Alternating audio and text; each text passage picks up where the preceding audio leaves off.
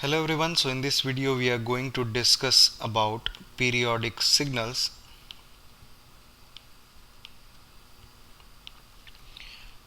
So these are very important class of signals which we will encounter frequently throughout this course. So let's understand what is a periodic signal.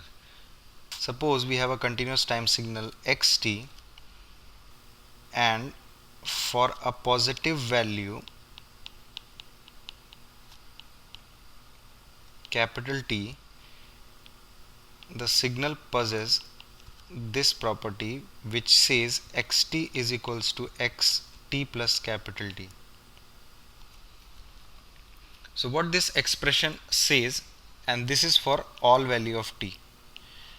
So what this expression says, that if you shift your signal, shifting of signal by an amount which is equal to capital T, doesn't affect the signal, so the signal remains unchanged. So xt here remains unchanged. So we are shifting our signal with a positive value capital T and we are getting the same signal back. So we can say the signal is periodic with period T. So the signal is, so xt is periodic signal and the period will be capital T. So we can understand graphically as well. So I'll just give an example. So our t is varying from minus infinity to plus infinity, and suppose we have a signal of some form. So it is just for understanding purpose, and the signal is varying as shown in the plot.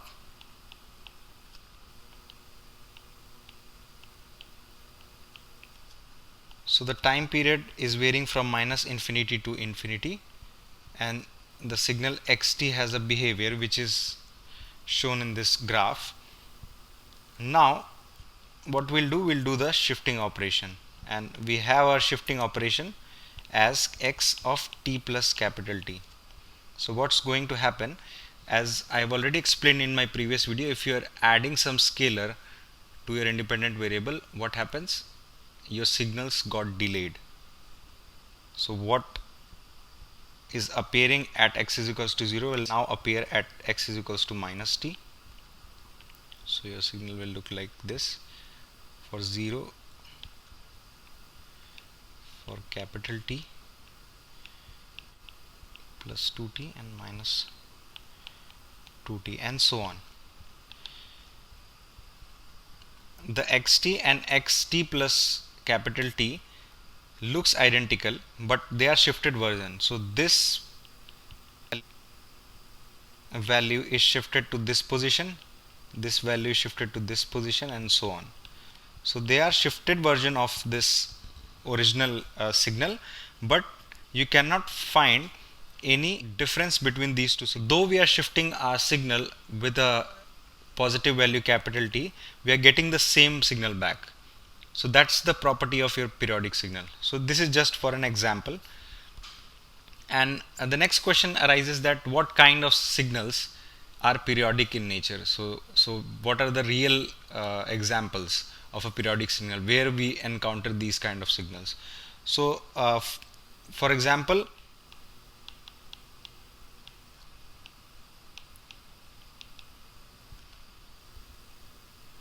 in which the energy is conserved.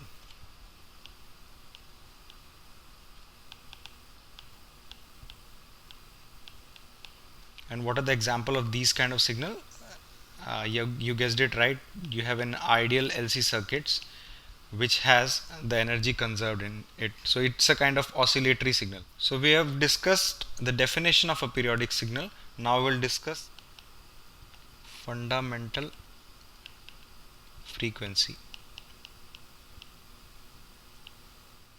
So fundamental frequency is basically the smallest value of that scalar, smallest value of t for which this condition holds.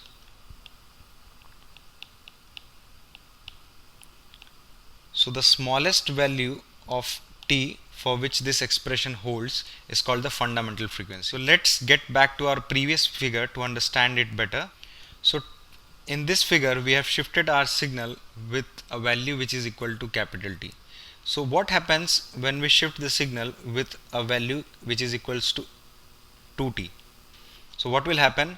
The value which we are getting at x is equals to 0, now we'll get at x is equals to minus 2t. So now this signal will shift to here. Similarly, this will shift to here and this will shift to here. But still we are getting the same figure. So when we shift our signal with a value which is equals to 2 times capital T, then also it is giving your xt. And similarly, if you'll do for subsequent values like 3t, then also it will give, and which is pretty much clear from the figure. Like, so whatever value which is multiple of t, if you shift your signal by that amount, you will get the same signal back. So the fundamental frequency here will be capital T because it is the smallest among all the values for which this property is holding. So we have to pick that smallest value for which this property holds. So that's why we are telling that our fundamental period is capital T, though other values are also fulfilling this condition, but T is here the fundamental frequency. But suppose, let's take an example of a special kind of signal. Suppose we have a constant signal, so our T is varying from minus infinity to plus infinity, and for all values of t, the signal is taking value which is equals to 1. So our signal is xt is equals to 1 for all value of t. So can we define the fundamental frequency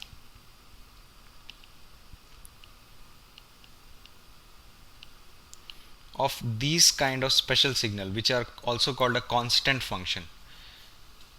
So the answer is no. In this case we cannot, though the signal is periodic, but we cannot define a the smallest value for which the signal is repeating itself.